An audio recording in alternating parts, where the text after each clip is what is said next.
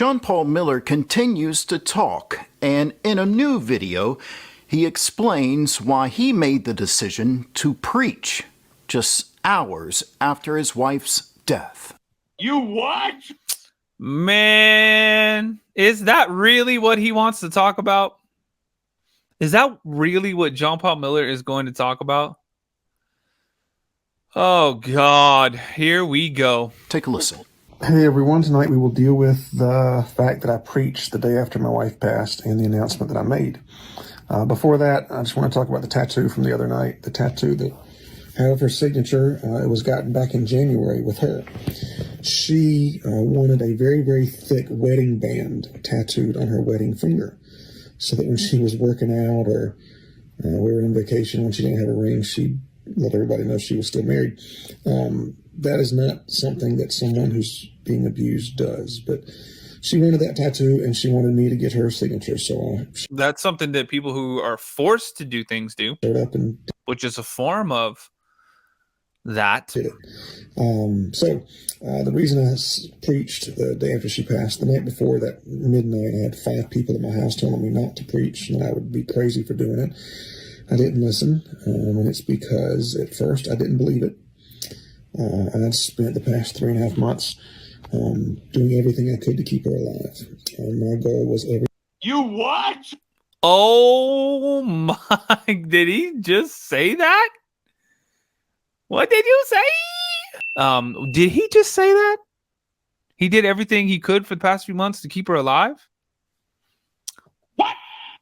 Okay, let's continue. every single day to find somebody, some way to get her medicine, because I told them that she was going to commit suicide if she didn't get her lithium.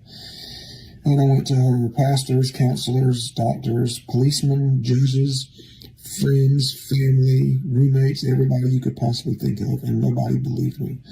So to get that call that night that it happened, I'm sure you can imagine what a failure I felt like, as well as this just can't be true. It can't be my worst nightmare. There's no way.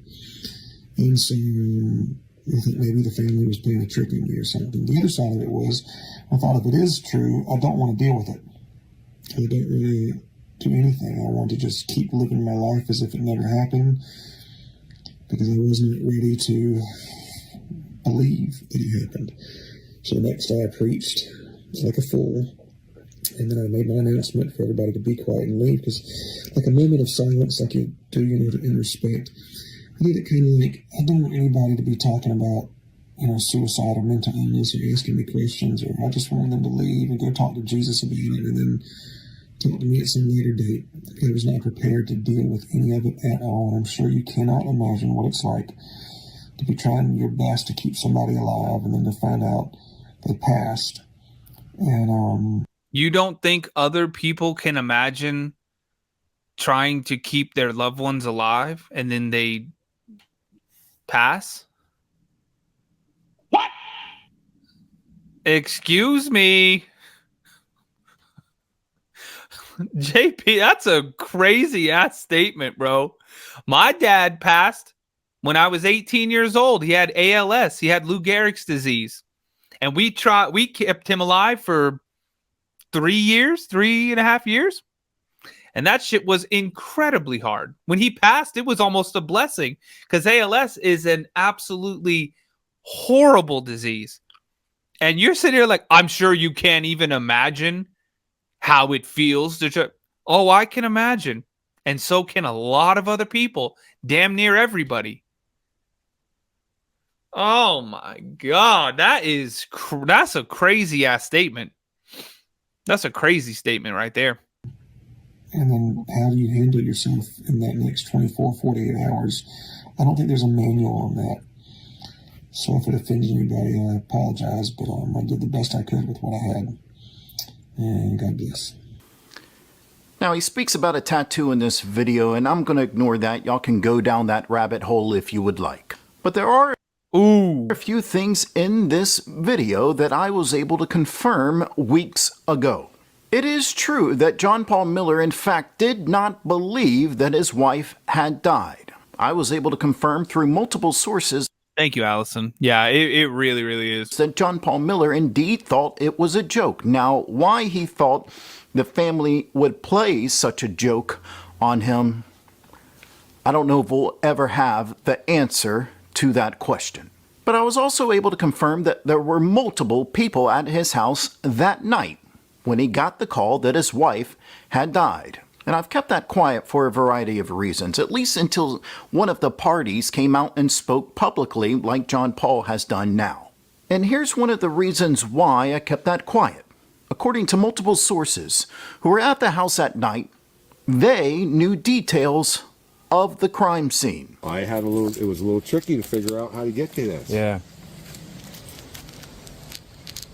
But it's actually pretty quick. it is. It was a lot easier than what I thought, But too. this is a perfect place off the beaten path to be dead and nobody find you for a while. Yeah.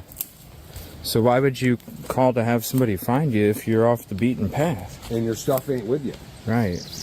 Now, I call it a crime scene because in every police department that I have dealt with, if it involves a death, that is considered a crime scene Yep. until a proper investigation If it's an unattended passing, is done. According and any passing that happens without being under the care of a physician is unattended. to my sources, Robeson County Sheriff's Department calls John Paul Miller to notify him of what happened.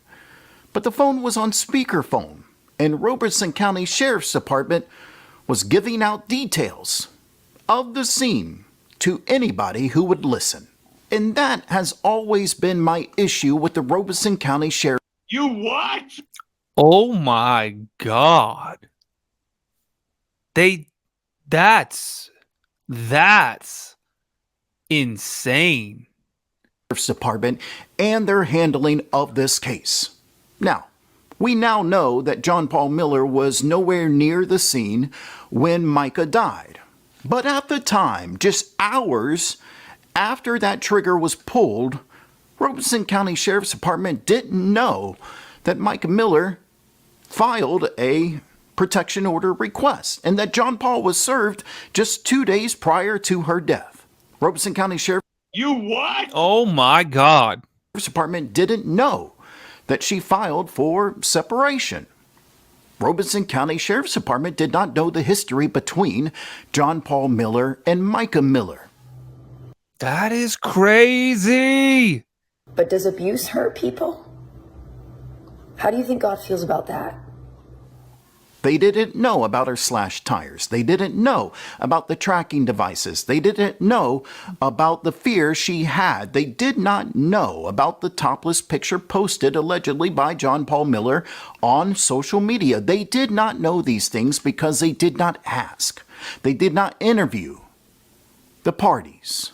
And so they picked up the phone and released details to a potential suspect. Whoa. And everybody listening in on the call. Remember, it was after the social media pressure that Robeson County Sheriff's Department decided to do an investigation. And even after that, they still did not know certain things. They still did not know that John Paul Miller actually drove a white car, Mica's old car, on a Angie, thank you. regular basis. They still didn't have answers for the alleged 2 bullet casings at the scene along with a live round. And they never interviewed the man who took Mica's belongings. They never interviewed the kayakers. They never did a proper investigation. How dare you? Oh my God. This is crazy as hell, y'all. And they never, ever considered Angie, this thank you. anything other than a suicide.